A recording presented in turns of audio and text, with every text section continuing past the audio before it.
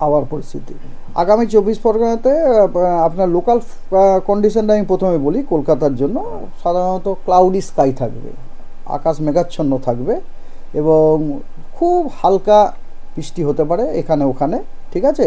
এবং ফগ থাকবে, mist morning সকালের দিকে ফগ এবং মিস্ট থাকবে। এবং আমরা যেটা অনুমান করছি যে ম্যাক্সিমাম টেম্পারেচারটা 20 ডিগ্রি আর মিনিমাম টেম্পারেচারটা 15 ডিগ্রি থাকবে। এটা হচ্ছে কলকাতার ইয়ে। আর আমি যদি আপনার পুরো রিজিয়নের জন্য যদি বলেন তাহলে আমি আপনাকে বলি, প্রথম কথা আমাদের যে গাঙ্গেয় দক্ষিণবঙ্গতে প্রথম দিন আমরা খুব হালকা বৃষ্টিপাত এক দু জায়গাতে, কতগুলি জেলা যেমন হচ্ছে পূর্ব এবং পশ্চিম মেদিনীপুর, ঝাড়গ্রাম, দক্ষিণ এবং উত্তর 24 পরগনা, কলকাতা, হাওড়া, হুগলিতে, নদিয়াতে আমরা খুব হালকা বৃষ্টিপাত আশা করছি। এবং অন্যান্য জেলাগুলিতে মোটামুটি শুকনো আবহাওয়া আশা করছি এবং হালকা শ্যালো টু মডারেট ফগ এক দু জায়গাতে আমরা আশা করছি। এটা হচ্ছে আমার গাঙ্গেয় দক্ষিণবঙ্গতে। এবারে আমাদের সাব হিমালয়ান ওয়েস্ট বেঙ্গল যেটা, সেখানে আমরা কিন্তু হালকা বৃষ্টি এবং তুষারপাত কিন্তু অনুমান করছি এক দু জায়গাতে দার্জিলিং জেলায়। এবং অন্যান্য জেলাগুলিতে শুকনো ওয়েদার, দার্জিলিংটাতেই খালি আমরা লাইট রেন এবং আশা করছি। এটা হচ্ছে প্রথম দিনের এইটা ইয়ে। আর দ্বিতীয় দিনে কিন্তু আমরা কি বলে গাঙ্গেয় পশ্চিমবঙ্গতে শুকনো ওয়েদার আমরা অনুমান করছি, তবে ফগ থাকবে ওই শ্যালো টু মডারেট এক দু জায়গাতে।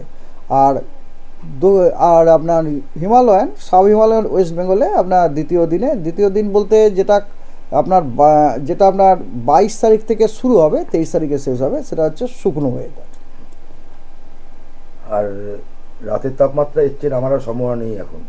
রাতের তাপমাত্রা আমরা 15 ডিগ্রি দিয়েছি আর কি, 15 ডিগ্রি দিয়েছি। অ্যাকচুয়ালি রাতের তাপমাত্রা নামার জন্য যে আপনার যে পরিস্থিতিটা থাকার দরকার আর কি, দুটো পরিস্থিতি থাকার আমাদের খুব দরকার লাগে। রাতের তাপমাত্রা মানে যেটাকে আমরা মিনিমাম টেম্পারেচারে বলি, কমার দুটো জিনিসের খুব দরকার লাগে। একটা হচ্ছে মেঘমুক্ত আকাশ, আর একটা হচ্ছে আপনার উত্তরে হাওয়া, উত্তর পশ্চিম থেকে হাওয়া। তো এবং সেটা হতে হবে আপনার নিচু লেভেলে, ওপর লেভেলে হলে হবে না, নিচু লেভেলে হতে হবে।